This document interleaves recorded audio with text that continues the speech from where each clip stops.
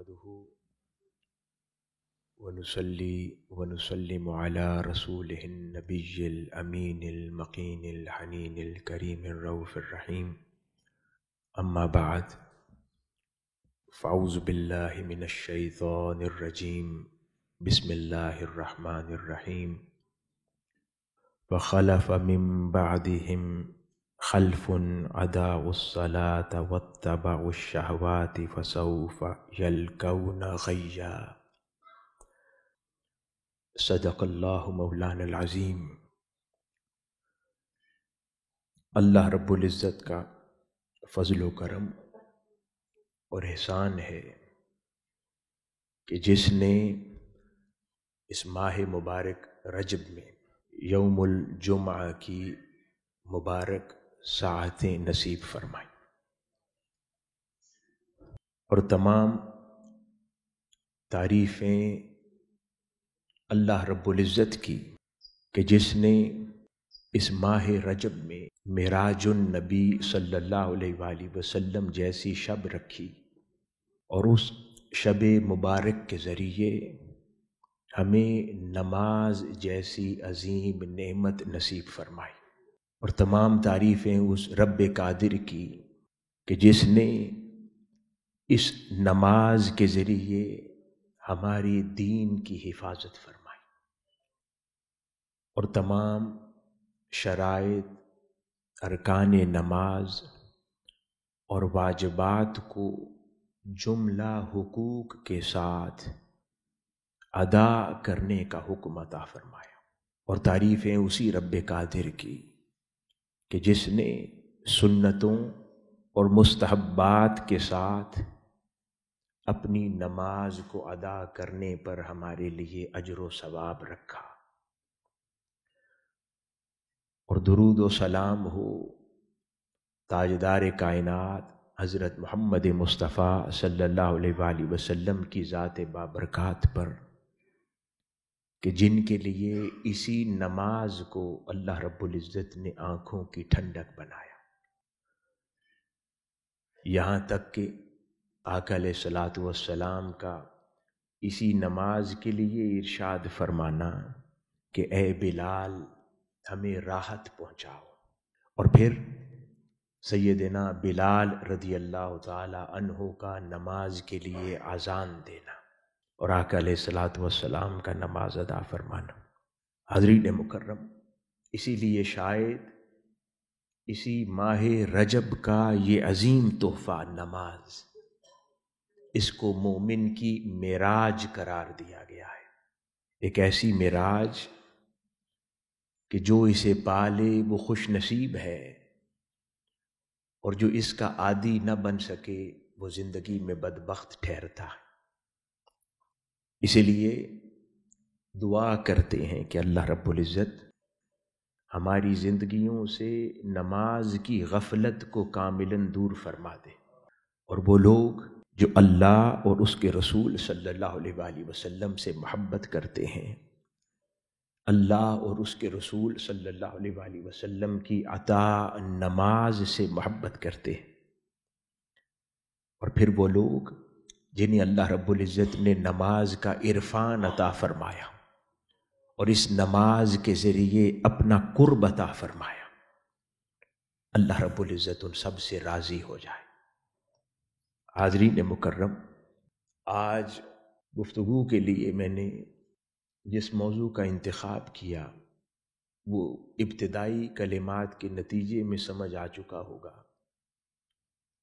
وہ اس ماہ رجب کا تحفہ نماز ہے، اور یہ نماز صرف فرائض میں سے ہی نہیں ہے،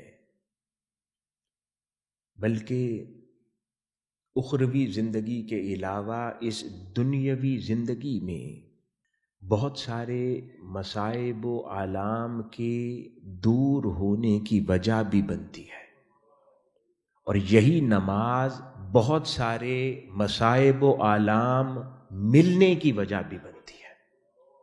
آج میں اس موضوع پر کلام کرنا چاہتا ہوں کہ مصائب و آلام کا دور ہو جانا تو سمجھ آتا ہے، لیکن کسی کے حصے میں مصائب و آلام اور پریشانیاں کسی نیک عمل کی وجہ سے آ جائیں تو اس کی کیا وجہ ہے؟ تو آج اس پر کچھ کلام کریں گے۔ حاضرین گرامی، عموماً یہ دیکھا گیا ہے کہ ہم اہلیان اسلام میں تقسیم دو طرح سے کرتے ہیں۔ ایک وہ طبقہ جو نماز ادا کرتا ہے، اور ایک وہ طبقہ جو اس میں کوتاہی برتتا ہے اور نہیں ادا کرتا۔ جو تو نماز ادا نہیں کرتے، اللہ رب العزت نے مسلمان اور کافر کے درمیان حد فاصل اسی نماز کو قرار دے دیا، تو اس کو تو اور کوئی بات سمجھانے کی حاجت رہتی نہیں۔ لیکن جو دوسرا طبقہ جو نماز میں کوتاہی برتتا ہے، اس کو جب ہم دیکھتے ہیں تو عموماً اس کی فردر تقسیم نہیں کرتے، وہیں پر بہت بڑی غلطی کرتے۔ جو دوسرا طبقہ نماز ادا کر رہا ہے اس میں بھی دو طبقات ہیں۔ ایک وہ جو صحیح طرح نماز کو اس کے حقوق کے ساتھ ادا کرتا ہے، اور دوسرا وہ جو رسماً ادا کرتا ہے اور اس کے حقوق کا کاملاً خیال نہیں رکھتا۔ اور اس پر غور نہیں کیا جاتا کہ کیا جو باقاعدگی سے اٹھ کر 5 وقت وہ نماز ادا کر رہا ہے، کیا وہ اللہ رب العزت کے حضور شرف قبولیت پا بھی رہی ہے یا نہیں؟ یہ غور طلب مسئلہ ہے جس پر آج ہم بات کریں گے۔ اس لیے حاضرین گرامی، قرآن مجید میں اللہ رب العزت نے جتنے بھی مقامات پر نماز قائم کرنے کا حکم صادر فرمایا یا اہلیان اسلام کو حکم دیا کہ نماز پڑھو، نماز قائم کرو، تو جن الفاظ کا استعمال اللہ رب العزت نے فرمایا وہ الفاظ اقامت اور محافظت کے ہیں، کہ نماز کی اقامت یعنی نماز کو قائم کرو اور اس کی حفاظت کرو۔ تو نماز کی ادائیگی کے عمل کو ان دو خصوصیات کے ساتھ اللہ رب العزت نے جوڑا ہے۔ ایک تو نماز کا قائم کرنا اور دوسرا نماز کی حفاظت کرنا۔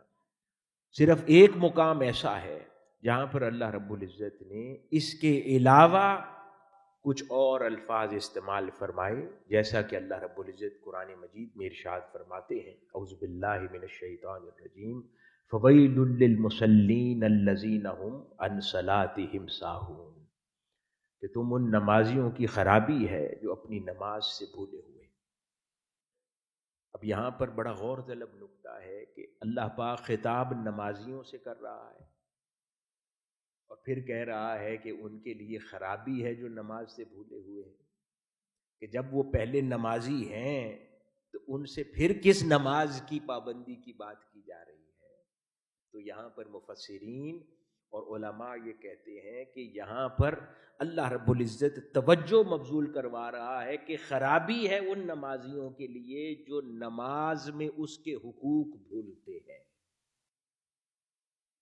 کہ جو نماز کو اس کے تمام تر حقوق کے ساتھ ادا نہیں کرتے اور رسماً اور عادتاً یوں ادا کرتے رہتے ہیں مشین کی طرح کہ اس کے حقوق یکسر نگاہوں سے اوجھل ہو جاتے ہیں۔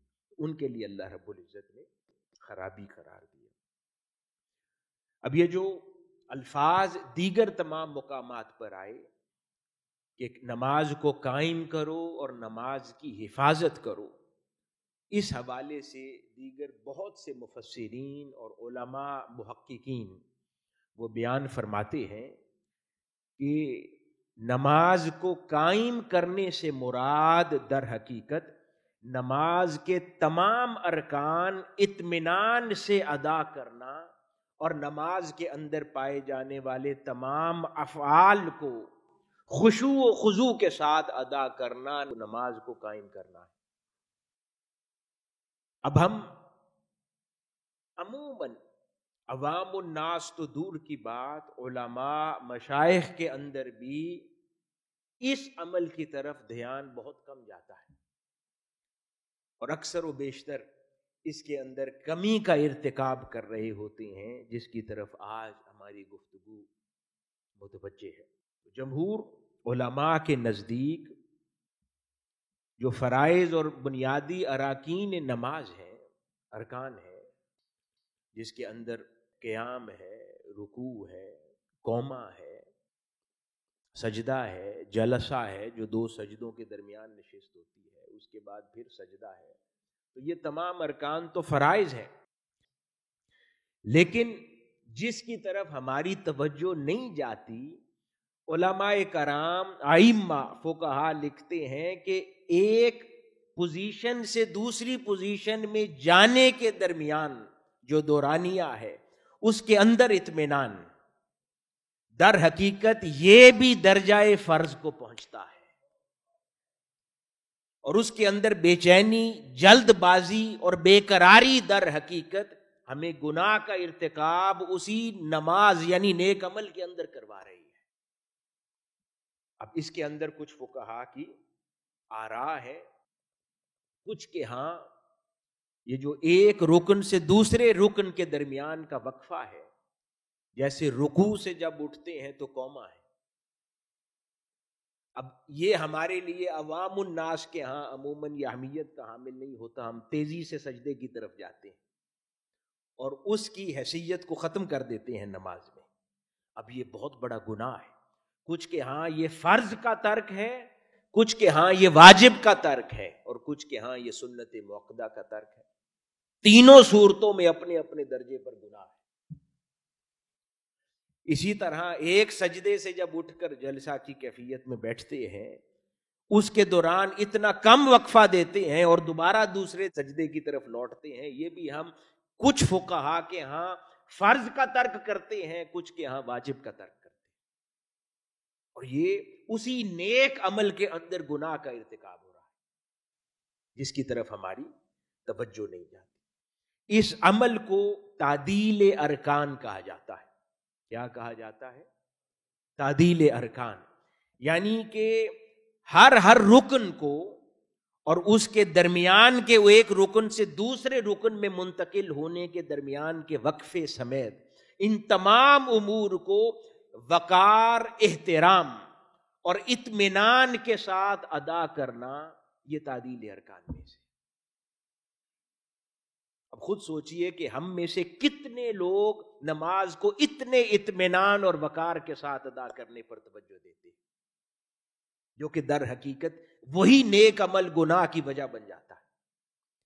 یعنی ایک نماز پڑھی اور ہر رکعت میں تعدیل ارکان کا ترک، ہر رکعت میں آپ کے نامہ اعمال میں ایک نیا گناہ لکھا گیا۔ ایک نماز ختم کی اور درجنوں گناہوں کے ساتھ اپنا نامہ اعمال اس دن کا مکمل کیا۔ اس کو دھیان دینے کی ضرورت ہے۔ اسی مسئلے کو آقا علیہ الصلوۃ والسلام کی کچھ احادیث مبارکہ سے بھی سمجھتے ہیں۔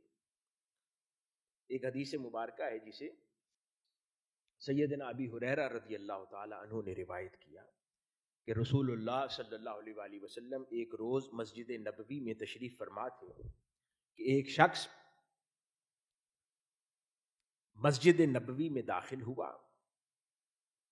نماز پڑھی اور پھر آقا علیہ الصلوۃ والسلام کی خدمت میں آ کر سلام عرض کیا۔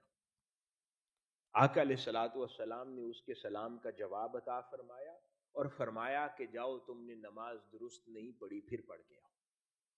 وہ لوٹا، اس نے دوبارہ نماز ادا کی اور پھر آقا علیہ الصلوۃ والسلام کی خدمت میں آ کر اس نے پھر سلام عرض کیا۔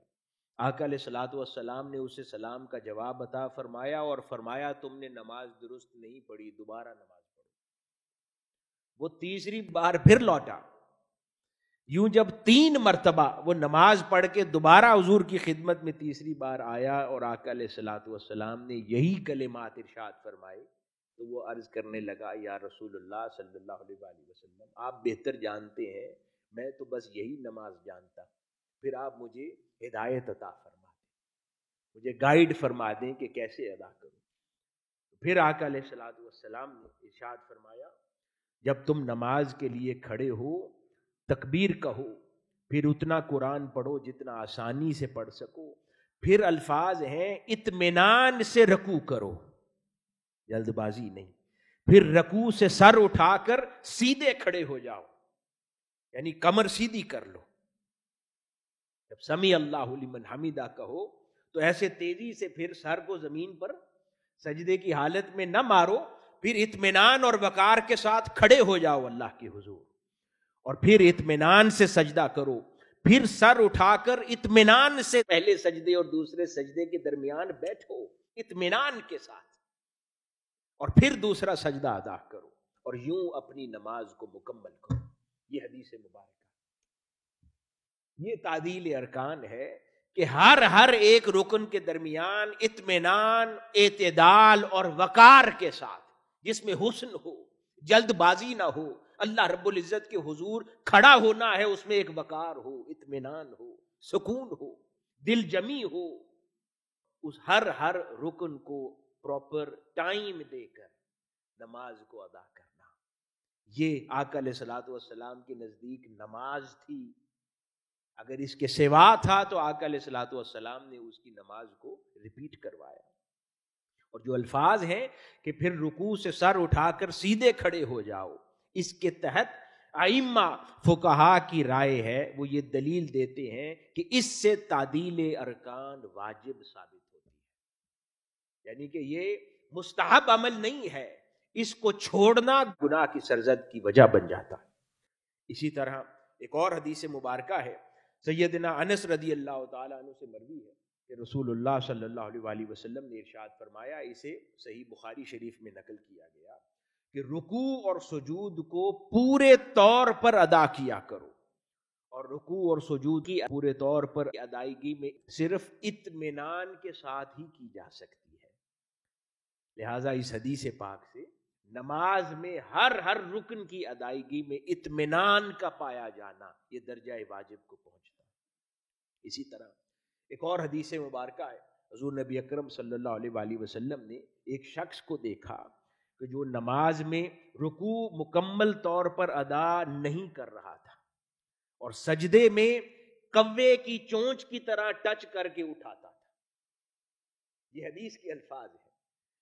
تو آقا علیہ الصلوۃ والسلام نے ارشاد فرمایا، اگر اس حالت میں تیرا انتقال ہو جائے تو تو یقیناً میری امت پر نہیں مرے گا.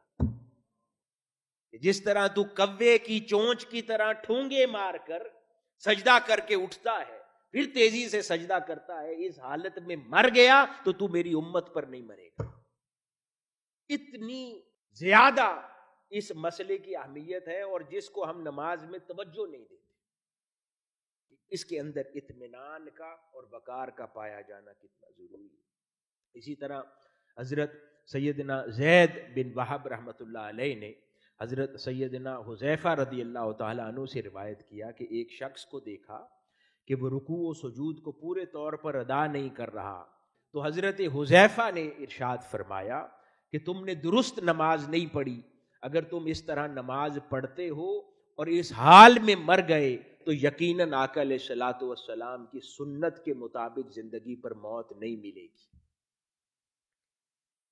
ایک اور معروف روایت ہے کہ رسول اللہ صلی اللہ علیہ وآلہ وسلم نے صحابہ کرام سے استفسار کیا، فرمایا کہ شرابی، زانی اور چور کے بارے میں تم لوگوں کی کیا رائے ہے؟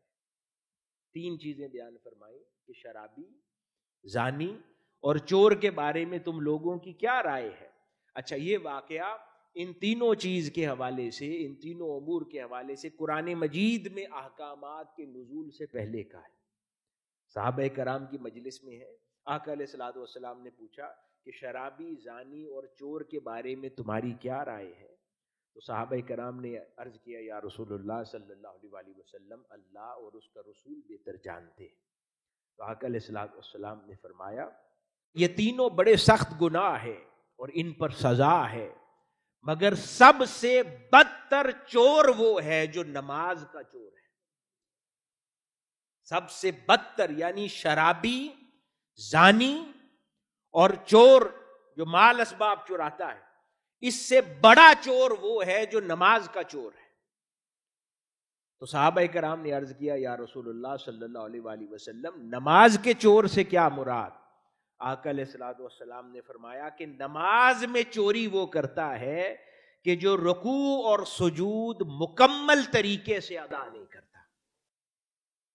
نماز تو پڑھتا ہے لیکن اس کے حق چوری کرتا ہے, اس میں سے کھا لیتا ہے, ہر رکن کو اس کے حق کے ساتھ ادا نہیں کرتا, تو وہ نماز کا چور ہے, اور اسے آقا علیہ الصلوۃ والسلام نے شرابی, زانی اور مال کے چور سے زیادہ بدتر گردانا. ایک اور حدیث مبارکہ ہے جسے سیدنا عبد الرحمن رضی اللہ تعالیٰ عنہ نے روایت کیا کہ حضور نبی اکرم صلی اللہ علیہ وآلہ وسلم نے ارشاد فرمایا کہ کوے کی طرح چونچ مارنے, درندوں کی طرح کلائیاں بچھا کر اور اونٹ کی طرح کسی بھی مسجد میں اپنی جگہ کو مقرر کر لینا, اس سے آقا علیہ الصلوۃ والسلام نے منع فرمایا. 3 چیزیں کہ سجدے میں کوے کی طرح چونچ مارنا تیزی سے, جلد بازی میں, اس سے منع فرمایا. نماز کے دوران درندے کی طرح اپنی کلائیوں کو بچھا کر, خواتین کے لیے اس کی اجازت ہے, مردوں کے لیے کلائیوں کو بچھا کر نماز پڑھنا, اس سے.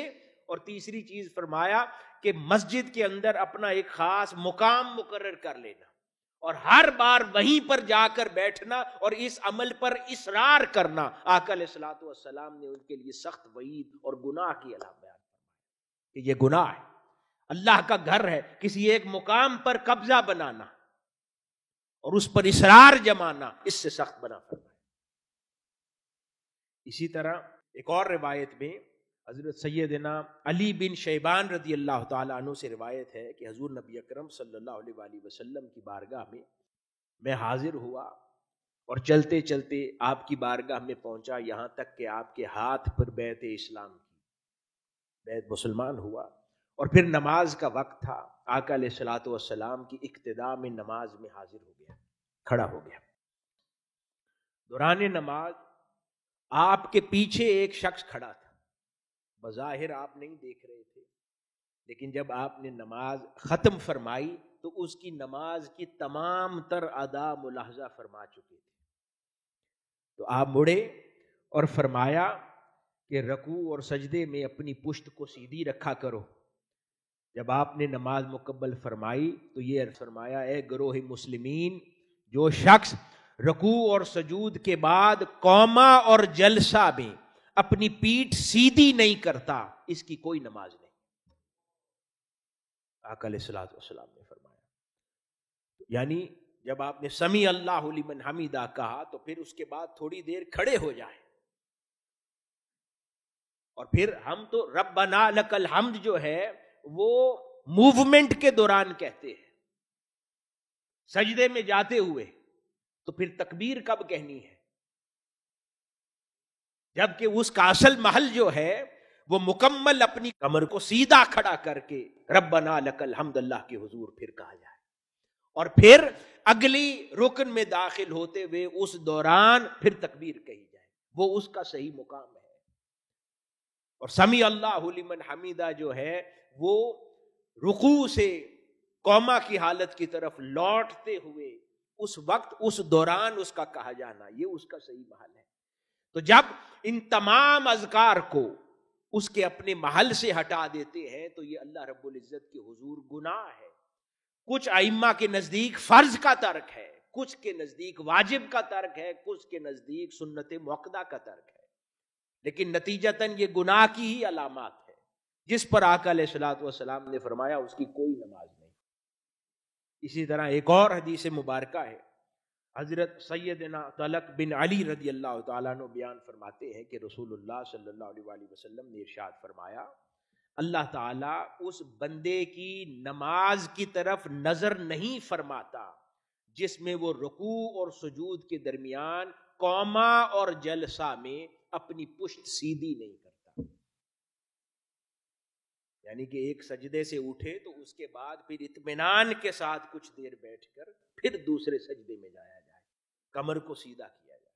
اور اسی طرح رکوع سے اٹھ کر قوما کی حالت میں بھی اپنی کمر کو سیدھا کر کے اطمینان سے اس کے حضور ربنا لک الحمد پکارا جائے اور پھر اس کے حضور چلا جایا جائے. اسی طرح سیدہ عائشہ صدیقہ رضی اللہ تعالی عنہا سے روایت ہے ایک حدیث مبارکہ معروف جسے صحیح مسلم نے نقل کیا.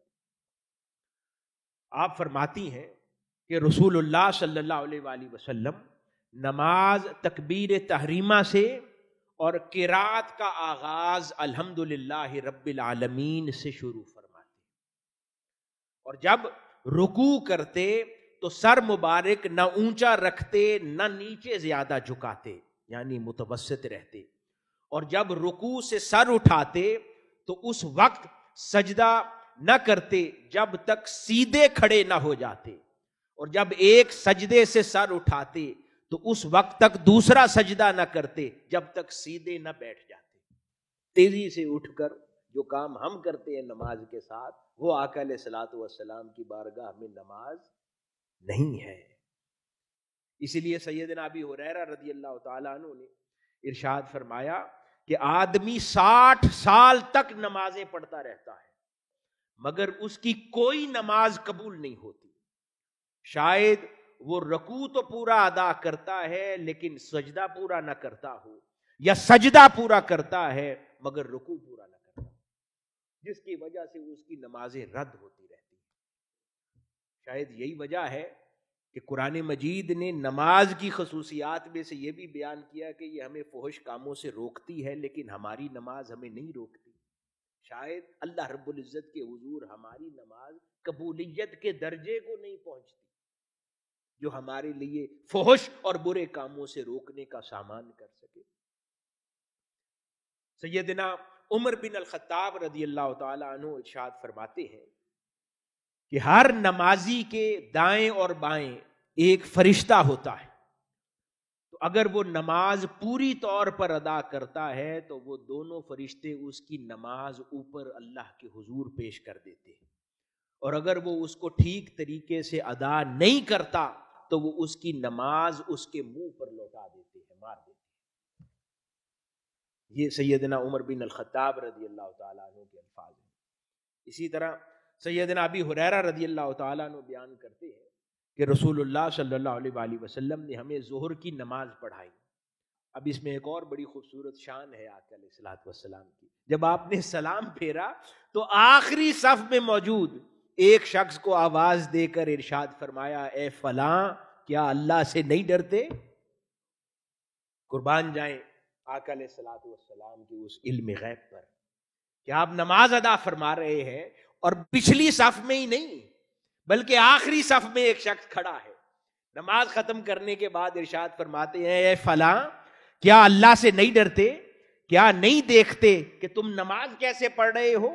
بے شک تم میں سے کوئی جب نماز کے لیے کھڑا ہوتا ہے تو وہ صرف اپنے رب سے مناجات کے لیے کھڑا ہوتا ہے، تو اسے غور کر لینا چاہیے کہ وہ اس سے کس طرح مخاطب ہو رہا ہے، اس سے کس طرح اپنے مولا سے مناجات کر رہا ہے. ہم تو نماز کے دوران دائیں بائیں بھی دیکھتے ہیں، کون داخل ہوا کمرے میں، کون کمرے سے باہر گیا، یہ بھی دیکھتے ہیں نماز کے دوران. سارے جہاں کی باتیں بھی سنتے ہیں، زمانے بھر کا خیال بھی نماز کے دوران ہمارے ذہن سے گزر جاتا ہے. آئندہ نماز کے بعد کیے جانے والے کام بھی سوچ لیتے ہیں، نماز سے پہلے کے کام بھی سوچتے ہیں. کیا یہ نماز ہے جو تاجدار کائنات صلی اللہ علیہ وآلہ وسلم کی آنکھوں کی ٹھنڈک تھی؟ کیا یہ نماز ہے جو تاجدار کائنات صلی اللہ علیہ وآلہ وسلم نے معراج کی رات امت کو لا کر تحفہ دی تھی؟ کیا یہ نماز ہے جو اللہ سے مناجات کے دروازہ ہے؟ کیا یہ نماز ہے کہ جو اللہ سے مخاطب ہونے کی کھڑکی ہے؟ کیا یہ نماز ہے کہ جو مومن کی معراج ہے کہ جس میں سارا جہاں انسان دیکھتا رہتا ہے مگر جس کے حضور کھڑا ہے بس اسی کی طرف متوجہ نہیں ہے، اسی کی طرف اپنا دھیان نہیں لگاتا؟ اور قربان جائے آقا علیہ الصلوۃ والسلام کی اس شان پر کہ نماز کی امامت فرما رہے ہیں اور آخری صف میں کھڑے شخص کی نماز کے انداز کو دیکھتے ہیں، تو کیا آج اپنی امت کے یہ کمزور احوال نہ دیکھتے ہوں گے کہ ہماری نمازوں کی حالات کیا ہے، ہماری نمازوں کی کیفیت کیا ہے، کہ جو آقا علیہ الصلوۃ والسلام نے نہایت ہی خوبصورت تحفے کے طور پر ہمیں عطا فرمائی. اسی طرح سیدنا ابی ہریرہ رضی اللہ تعالیٰ عنہ ارشاد فرماتے ہیں کہ روز قیامت بندے سے جس عمل کا سب سے پہلے حساب لیا جائے گا وہ اس کی نماز ہوگی. تو اگر اس کی نماز درست ہوئی تو وہ فلاح اور کامیابی پا جائے گا، اور اگر اس میں خرابی ہوئی تو وہ ناکام اور نامراد قرار پائے گا. اتنی اہمیت ہے اس عمل کی. اور پھر جیسا کہ میں عرض کر چکا، ائمہ، علماء، فقہا، ان کے نزدیک تعدیل ارکان عین اسی طرح اہمیت کا حامل ہے نماز میں جس طرح رکوع کا کرنا، سجدے کا کرنا اور قیام کرنا. یعنی اطمینان اور وقار کے ساتھ نماز کا پڑھا جانا نماز میں اتنا ہی ضروری ہے جتنا سجدہ کرنا، جتنا رکوع کرنا اور قیام کرنا. تو جلد بازی کی کوئی اہمیت، یعنی نماز ضائع ہو جاتی ہے. یعنی امام ابو یوسف حنفیہ کے عظیم امام ہیں، تو امام ابو یوسف فرماتے ہیں کہ نماز میں تعدیل ارکان یعنی رکوع اور سجود کو اطمینان سے ادا کرنا، اور ایسے ہی رکوع اور سجود کے درمیان مکمل کھڑا ہونا اور دو سجدوں کے درمیان پورا بیٹھنا فرض ہے، اور اس کے ترک سے نماز باطل ہو جاتی ہے. اور یہی بات امام شافعی نے بھی فرمائی. اور اس کے علاوہ کچھ ائمہ جن میں امام اعظم ابو حنیفہ ہیں اور دیگر کچھ ائمہ ہیں، وہ تعدیل ارکان کو واجب کا درجہ دیتے ہیں، فرض کا نہیں مگر پھر بھی واجب کا درجہ دیتے ہیں. اور ترک واجب پر جو گناہ صادر ہوتا ہے وہی تعدیل ارکان کے رد پر اور انکار پر یا اس کے عمل نہ کرنے پر وہ گناہ صادر ہوتا ہے. اور کچھ ائمہ کے نزدیک انہوں نے اس کو سنت مؤکدہ قرار دیا. اس پر بھی علماء کہتے ہیں کہ اگر اس کو سنت مؤکدہ بھی مانا جائے تو آقا علیہ الصلوۃ والسلام نے فرمایا کہ جو سنت مؤکدہ کا تارک ہوا وہ تو آخرت کے روز میری شفاعت سے محروم ہوگا. تو آقا علیہ الصلوۃ والسلام کی جو شفاعت کے حصول کی اہمیت ہے، اگر اس کو سنت مؤکدہ بھی مانا جائے تو یہ شفاعت سے محرومی کی وجہ بن جاتی ہے کہ نماز کو وقار اور اطمینان کے ساتھ ادا نہ کرنا. حاضرین گرامی، اب اس حصے کو خلاصتاً میں مکمل کر دوں. 6 چیزیں ہیں جن کو ذہن میں رکھیں. ایک تو رکوع اور سجود دونوں بنیادی رکن ہیں اور ان کی فرضیت پر کسی کو کوئی اختلاف نہیں ہے. اس کے بغیر نماز مکمل نہیں ہوتی. رکوع کرنا، سجدہ کرنا، مگر ان دونوں کے درمیان ان کو بھی تعدیل سے ادا کرنا یعنی اطمینان اور وقار کے ساتھ ادا کرنا، یہ بھی کچھ کے نزدیک فرض ہے یا واجب ہے. اس کا ترک بھی نماز کو باطل کر دیتا ہے. اور پھر علماء کے نزدیک نماز کو لوٹانا پڑتا ہے. اور کتنی دیر تک رکوع اور سجدے میں رہنا چاہیے اس کی مقدار کا تعین بھی علماء نے کیا ہے. کچھ کے نزدیک 3 تسبیحات جو عموماً ہم پڑھتے ہیں کہ اتنی دیر تک اطمینان سے اور جلدی سے ایک اور گناہ اپنے ذمے نہیں لینا کہ ان اذکار کو جلدی میں بھی غلط پڑھ دیں، صحیح طرح ان الفاظ کا حق بھی ادا نہ کیا جائے تو ایک اور گناہ انسان کے سپرد ہو جائے. اسی طرح پھر اس ایک رکن سے دوسرے رکن میں منتقل ہوتے ہوئے جلسہ ہو یا قوما، ان کو بھی ان کے حقوق کے ساتھ ایک مناسب دیر کے لیے کھڑا رہنا. اس کے لیے ائمہ علماء نے کہا کہ اتنی دیر کے لیے کھڑے ہوں قوما میں اور جلسہ میں بیٹھیں کہ جتنی دیر میں آپ کے تمام اعضاء پرسکون ہو جائیں. یعنی کہ اتنی دیر بیٹھیں کہ آپ کے اعضاء پرسکون ہو جائیں اور پھر اگلے رکن میں داخل ہو جائیں. یعنی یوں وقار اور اطمینان لازم ہے دوران نماز. اور پھر اس طرح اس کی تکمیل کی جائے. اگر یہ نہ ہو تو شدید مکروہات ہیں، واجب کا ترک ہے، سنت مؤکدہ کا ترک ہے اور بہت سارے گناہ انسان اپنے حصے میں لے لے. حاضرین گرامی، آج تو حالت یہ ہے کہ اتنی تیزی سے نماز کو ادا کرتے ہیں کہ تعدیل ارکان تو دور کی بات ہے، وہ رکن بھی صحیح طرح ادا نہیں کر رہے ہوتے. یعنی وہ رکن اللہ رب العزت کے ہاں جو نماز لکھی جا رہی ہے اس میں وہ رکن مائنس ہے، وہ پورا ادا نہیں کرتے. تو نماز کی قبولیت کے پھر کیا کیفیت ہوگی یا اس کے بارے میں کیا خیال کیا جا سکتا ہے؟ آئیے اب دنیا میں اس کے کچھ نقصانات کیا ہے تعدیل کے انکار اور تعدیل کے نہ ہونے کے نتیجے میں۔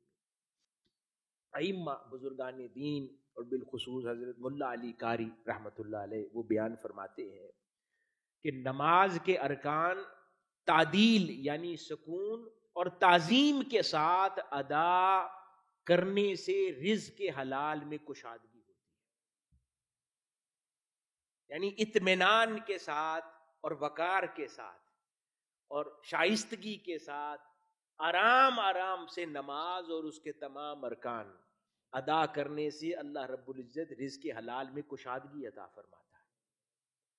اور اس کا ترک کرنا یعنی اس کو جلد بازی سے نماز کو پڑھنا بے اہمیتی کے ساتھ اس کے نتیجے میں اللہ رب العزت معاشی مشکلات میں مبتلا کرتا ہے، یعنی اخروی گرفت تو اپنی جگہ ہے لیکن جلد بازی سے تعدیل ارکان کا نماز میں نہ ہونا ائمہ بزرگان دین فرماتے ہیں کہ اس سے معاشی مشکلات اور تنگی میں انسان مبتلا کر دیا جاتا ہے۔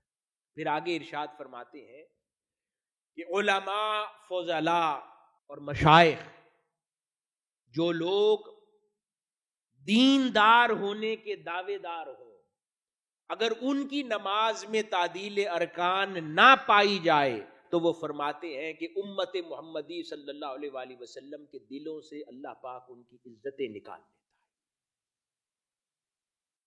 یعنی جو لوگ تعدیل ارکان کے قائل نہ ہوں نماز میں اور وہ علماء یا مشائخ میں سے ہوں، اللہ رب العزت امت کے دلوں سے ان کی محبت نکالتا ہے، کیونکہ وہ احترام اور محبت سے اس کے حضور نہیں حاضر ہوتے، وہ کسی کو ان کے پاس نہیں حاضر ہونے دیتا عزت اور احترام کے ساتھ۔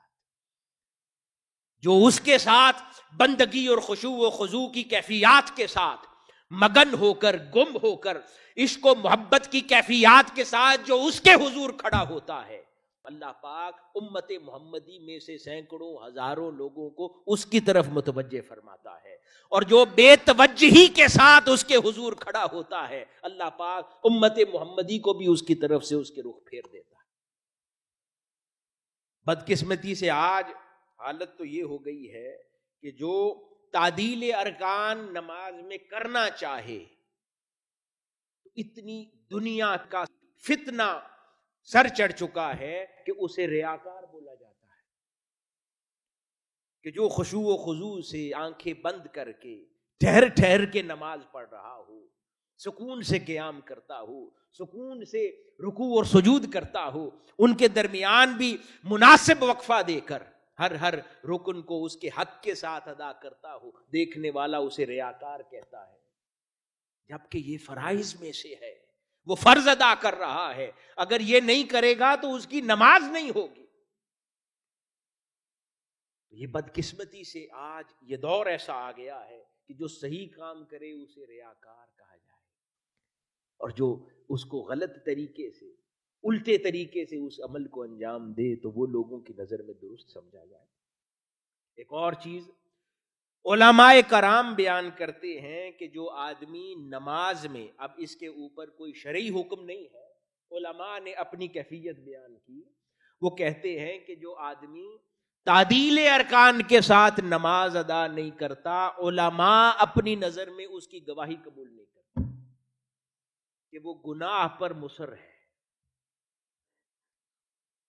اور اس سے انکار کرتا ہے، اور اس کی وجہ بیان کرتے ہیں کہ ایک تو وہ گناہ ہے جو پوشیدہ کیا جائے، جس کے بارے میں اللہ پاک فرماتا ہے کہ لوگوں کی نظر سے وہ گناہ جو اوجھل رہا اس کی معافی آسان مل جاتی ہے، جلدی مل جاتی ہے، کہ جو لوگوں کی نظر سے اوجھل رہا گناہ اس کی معافی جلدی مل جاتی ہے، اور آخرت میں بھی اللہ پاک فرماتا ہے کہ جیسے میں نے دنیا سے یہ گناہ پوشیدہ رکھا، میں آج بھی یہ تمہارا گناہ لوگوں پر نہیں کھولوں گا، لیکن جو گناہ لوگوں کی نگاہوں کے سامنے آ جائے اس کی معافی بھی مشکل ہو جاتی ہے۔ اس کی وجہ کیا ہے؟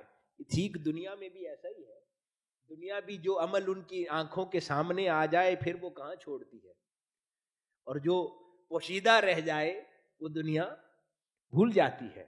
تو اسی طرح آخرت کا بھی عمل ہے. وہ کیونکہ جب کوئی برا عمل دنیا دیکھتی ہے اور اس عمل کو دیکھنے کے نتیجے میں 4 لوگوں نے وہ عمل اڈاپٹ کر لیا یا 4 لوگوں کی اس گناہ کی طرف رغبت بن گئی یا ہمت بن گئی، اب ان کے گناہ کا بھی ایک حصہ اس کو ہمیشہ ملتا رہے گا.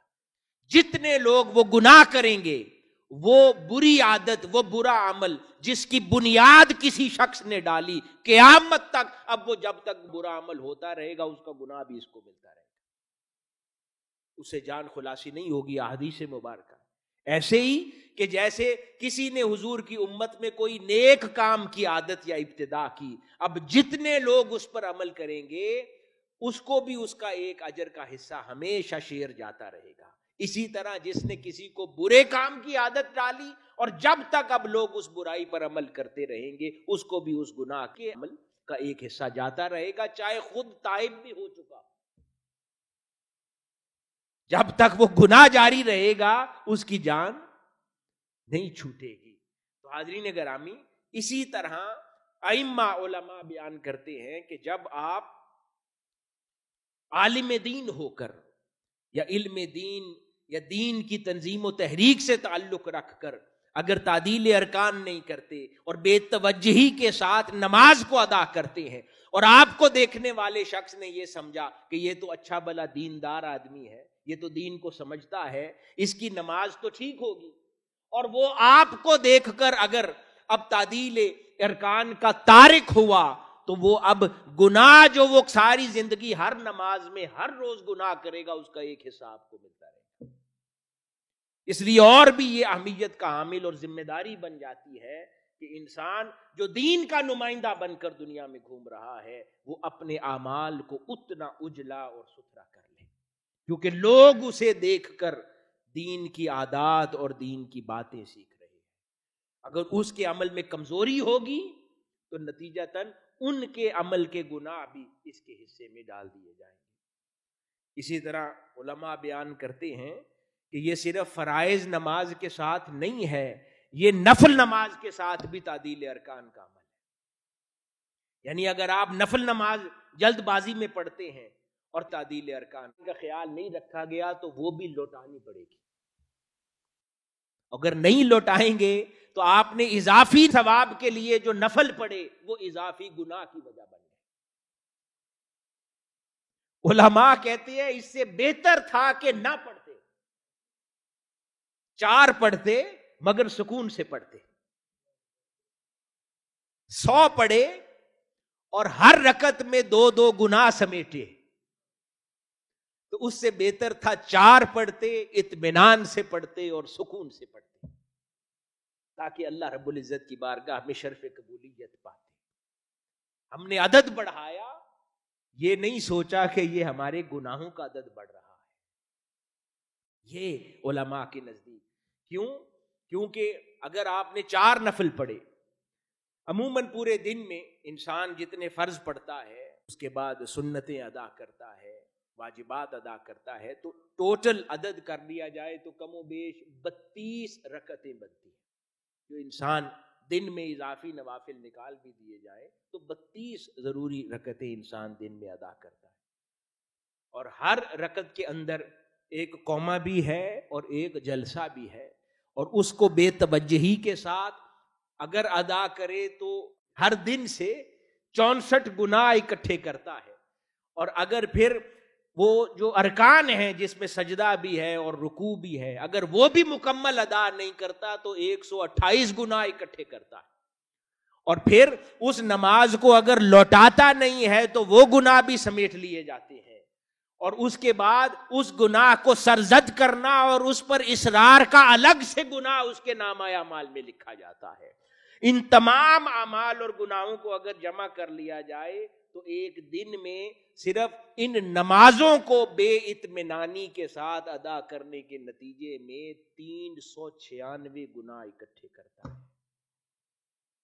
یہ عدد یا کیلکولیشن میں نے نہیں کی، یہ بزرگان دین نے کتب میں لکھی ہے. ہم عدد پر غور کرتے ہیں، اتنے نوافل میں نے پڑھ لیے، میں نے شب برات میں 100 نوافل پڑھ دیے، میں نے شب معراج میں اتنے نوافل پڑھ دیے، میں نے رمضان کی ہر رات میں اتنے نوافل پڑھے، کیا اتنے نفل اطمینان سے پڑھے جا سکتے؟ ہر رکعت کا حق ادا کر کے. تو اس کے بارے میں وہ ائمہ علماء کہتے ہیں اس سے بہتر تھا کہ وہ نفل نہ پڑھتا، کیونکہ یہ اضافی نفل کی وجہ اضافی گناہوں کو اکٹھا کرنے کی وجہ بن گئی. حاضرین گرامی، بزرگان دین اور صوفیاء کرام وہ بیان فرماتے ہیں کہ یہ جو جلد بازی ہے پوری زندگی میں، چاہے وہ نماز میں ہو یا نماز سے باہر ہو، یہ بھی ایک خاص نقطہ ہے، میں نوجوانوں سے مخاطب ہوں. چلنے پھرنے میں جلد بازی، کمرے سے نکلتے ہیں، صبح بیڈ سے اترے تو جوتا پہننے میں جلد بازی، یہ سب کیا کرتے ہیں؟ یہ جلد بازی کرتے ہیں بھاگ دوڑ میں. اور پھر سارا دن کے اعمال کی جلد بازی، سوچ کی جلد بازی. ایک مجلس میں بیٹھے ہیں، 4 بندے کلام کرنے ہیں تو اپنا کومنٹ پہلے کرنے کی جلد بازی، دوسرے کو نہ سننا وہ بھی ایک جلد بازی. اطمینان نہیں ہے، پیشنس لسننگ نہیں ہے، یہ بھی جلد بازی ہے.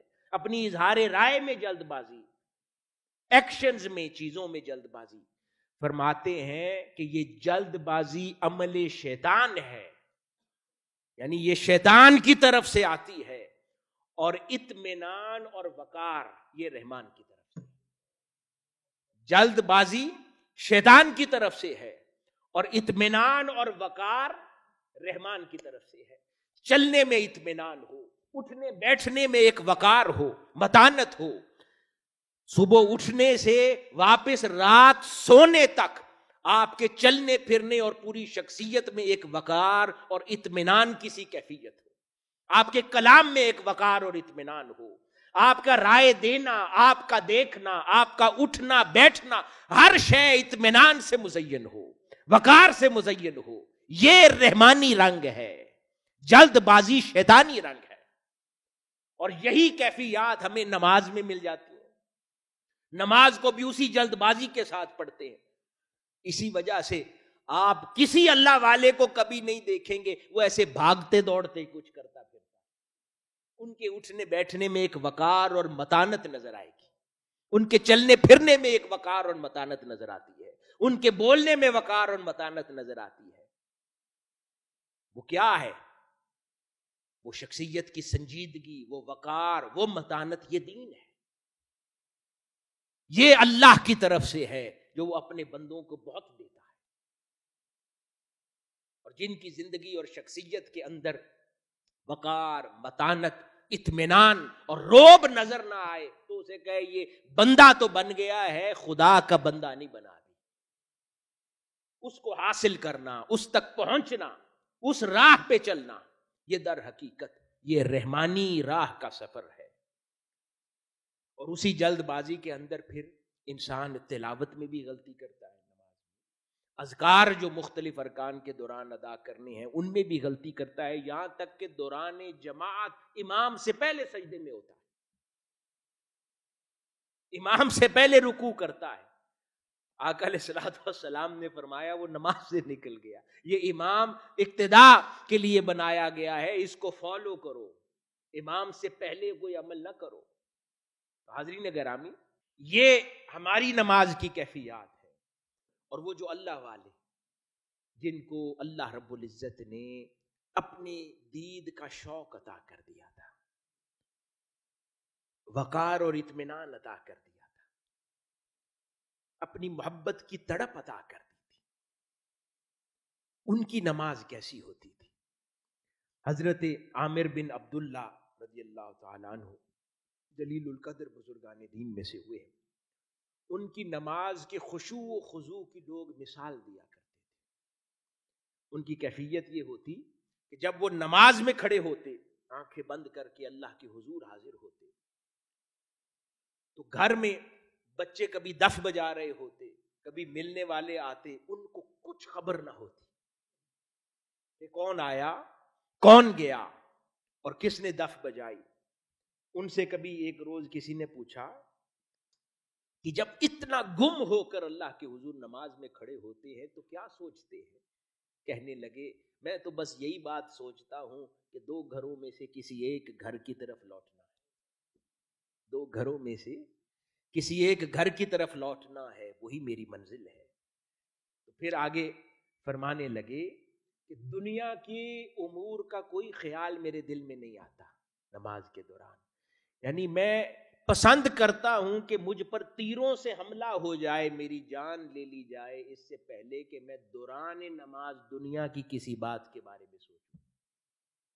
اور پھر آگے فرماتے ہیں کہ دوران نماز اللہ رب العزت کی بارگاہ کی حضوری کا وہ درجہ ہے، وہ معیار ہے، اور اس میں اللہ رب العزت نے اتنا یقین عطا کیا ہے کہ اگر میری نگاہ سے پردے بھی اٹھ جائیں تو میرے یقین میں کوئی اضافہ نہ ہو۔ وہ کیفیات، وہ انوار و تجلیات میں دوران نماز محسوس کرتا ہوں کہ اگر میری نگاہ سے پردے بھی اٹھ جائیں تو میرے یقین میں کوئی اضافے کی وجہ نہ ہو۔ یہ خشوع و خضوع۔ ایک اور بزرگ تھے حضرت مسلم بن یسار رضی اللہ تعالی عنہ، ان کے خشوع و خضوع کا عالم یہ تھا کہ ایک روز مسجد میں نماز ادا فرما رہے تھے، ستون گر گیا، مسجد خالی ہو گئی، انہیں کچھ خبر نہ ہو، وہ یوں اللہ کے حضور نماز میں مگن تھے۔ ایک اور اللہ والے تھے حضرت خلف بن ایوب رحمت اللہ علیہ، وہ نماز میں کھڑے تھے، مکھیاں آئیں، مکھیوں نے حملہ کیا، ستایا۔ اب غالباً وہ شہد کی مکھیاں ہوں گی یا کوئی، مکھیوں نے اٹیک کیا، باقی لوگ چھٹ گئے، انہوں نے اپنی نماز کو جاری رکھا۔ تو کسی نے ان سے پوچھا کہ حضرت آپ کو مکھیوں نے نماز میں پریشان نہیں کیا؟ آپ کے جسم میں کوئی جنبش اور حرکت نہیں ہوئی؟ وہ کہنے لگے کہ ارے بڑے بڑے بادشاہوں کے سامنے ان کے ہاتھ میں کوڑا ہو تو کوئی عام آدمی بھی جنبش کرنے کی ہمت اور جرت نہیں کرتا، یہ تو پھر میں اپنے مولا کے حضور کھڑا ہوں تو یہ مکھیاں مجھے ہلا جائیں؟ عام بادشاہ کے ہاتھ میں کوڑا ہو تو عام انسان جنبش کی حرکت کرنے کی ہمت نہیں کرتا، تو یہ اپنے مولا کے حضور کھڑا ہو تو میں مکھیوں کے ستانے سے کیسے ہل جاتا۔ حاضرین گرامی، اسی طرح سیدنا عمر بن الخطاب رضی اللہ تعالی عنہ ایک روز آپ منبر پر خطاب کے دوران ارشاد فرمایا، بے شک حالت اسلام میں انسان کے رخساروں پر سفیدی آ جاتی ہے، یعنی بال سفید ہو جاتے ہیں۔ حالت اسلام میں انسان کے رخساروں پر سفیدی آ جاتی ہے، اس کی داڑھی سفید ہو جاتی ہے، لیکن اس نے رضائے الہی کے لیے ایک نماز بھی پوری نہیں پڑھی ہوتی۔ اللہ اکبر! کیا ارشاد فرما رہے ہیں؟ حالت اسلام میں، اور صحابہ کرام سے فرما رہے ہیں، حالت اسلام میں انسان کے رخساروں پر سفیدی آ جاتی ہے، داڑھی سفید ہو جاتی ہے، اور پھر بھی اس نے ایک نماز بھی پوری نہیں پڑھی ہوتی اللہ کی خاطر۔ عرض کیا گیا حضور کیسے؟ فرمانے لگے کیونکہ خشوع و خضوع سے نماز نہیں پڑھتا، گم ہو کر نماز نہیں پڑھتا، اس احساس کے ساتھ کہ مالک کائنات کے آگے کھڑا ہے۔ حاضرین گرامی، بزرگان دین ہوئے کئی ایسے، جن میں حضرت مجدد الفسانی رضی اللہ تعالی عنہ بھی ہیں، ان کے بارے میں احوال میں آتا ہے کہ ان کا تعدیل ارکان نماز کے اندر اطمینان، ان کے نماز کا وقار کے ساتھ ادا کرنا، اطمینان کے ساتھ اور حسن کے ساتھ ادا کرنا، ان کی نماز کو دیکھ کر کئی لوگ مسلمان ہوئے، یعنی ان کی نماز کی ادائیگی اس درجہ حسین تھی کہ وہ اس طرح مگن ہو کر، گم ہو کر مولا کے حضور کھڑے ہوتے، وہ منظر اتنا حسین ہوتا کہ کوئی غلام اپنے آقا اور مولا کے سامنے کیسے اطمینان، وقار اور عشق کی کیفیات کے ساتھ کھڑا ہے، وہ اس طرح وقار اور اطمینان سے کھڑے ہوتے کہ دیکھنے والے کئی نان مسلم کلمہ پڑھ جاتے۔ تو یہ وقار، یہ حسن نماز جتنا حسین تحفہ ہے، اس کی ادائیگی بھی اتنی حسین ہونی چاہیے یا نہیں ہونی چاہیے؟ ہونی چاہیے۔ تو آج سے ہم کیا یہ ارادہ کرتے ہیں کہ اگر ہم نماز کو جلد بازی سے پڑھتے ہیں، بے اطمینانی سے پڑھتے ہیں، اس میں وجاہت اور وقار نمایاں نہیں ہوتا، تو آج سے ہم اپنی نماز میں وقار داخل کریں گے؟ اطمینان داخل کریں گے، حسن داخل کریں گے، ہر رکن کو اس کے حق کے ساتھ اطمینان سے ادا کریں گے. اور اب جب نماز پڑھ رہے ہوں پھر اپنے ذہن کو وساوس سے پاک رکھیں، خیالات سے پاک رکھیں. اگر مشکل پیش آتی ہے تو تلاوت تھوڑی اونچی کر لیں تاکہ آپ کا دھیان دنیاوی خیالات پہ جانے کی بجائے بہتر ہے کلام الہی کی طرف متوجہ ہو جائے، آپ کے کان اس کی طرف متوجہ ہو جائیں. تو اس طرح محبت سے اللہ کے حضور نماز میں کھڑے ہو جائیں. اللہ پاک اس نماز کے صدقے جتنے حسن سے اس نماز کو ادا کریں گے، اس نماز کے صدقے اللہ پاک دنیاوی مشکلات بھی دور فرما دے گا اور اخروی مشکلات بھی اللہ پاک دور فرما دے گا.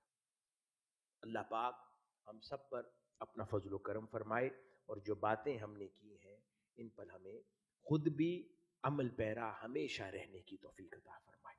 والسلام وما علینا الا البلاغ.